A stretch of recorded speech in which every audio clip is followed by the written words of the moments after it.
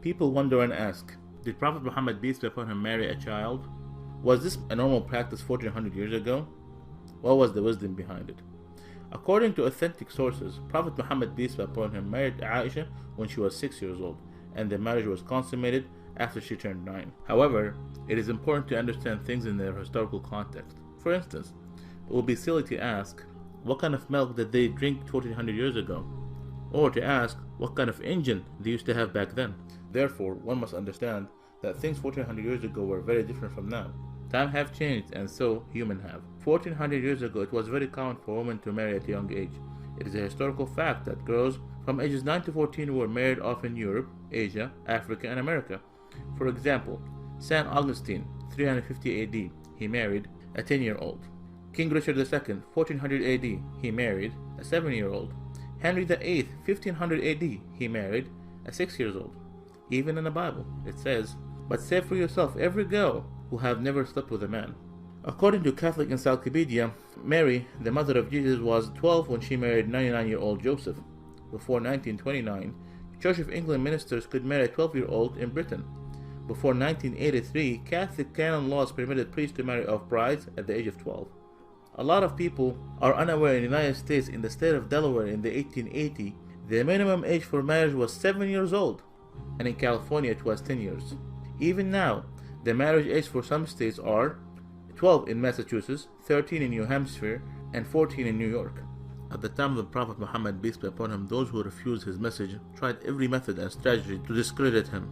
They were always looking for opportunities to attack him, verbally or even physically.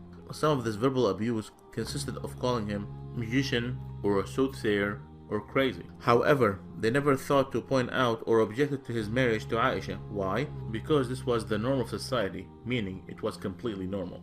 With that said, did you know that Prophet Muhammad, peace be upon him, he had only one wife, Khadija, throughout the first 54 years of his life? Did you know that she was a widow? Did you know that she was 15 years older than him? He, peace be upon him, spent his entire youth with her. He was committed to her until after her death by keeping ties with her friends. What about Aisha? Was she a child when she agreed to marry Prophet Muhammad, peace be upon him? First, it's important to note that it is strictly prohibited in Islam to marry someone before the age of puberty.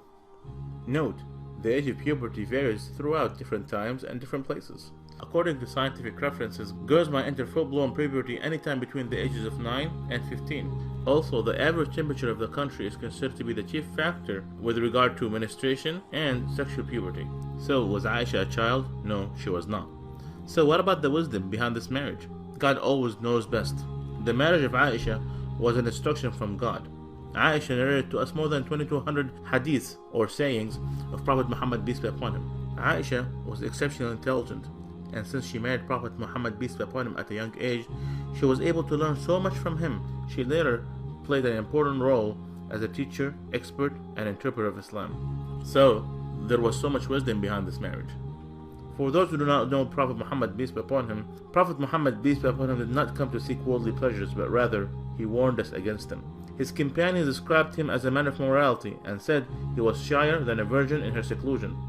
When the believers asked him an awkward question, he would cover his face out of shyness.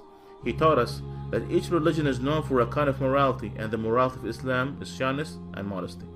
قل إنما أنا بشر مثلكم يوحى إلي أنما إلهكم إله واحد فمن كان يرجو لقاء ربه فليعمل عملا صالحا ولا يشرك بعبادة ربه أحدا. Say, I'm only a man like you, whom revealed to him that your God is one God. So whomever would hope to meet his Lord, let him do righteous work, and not associate anyone with his Lord.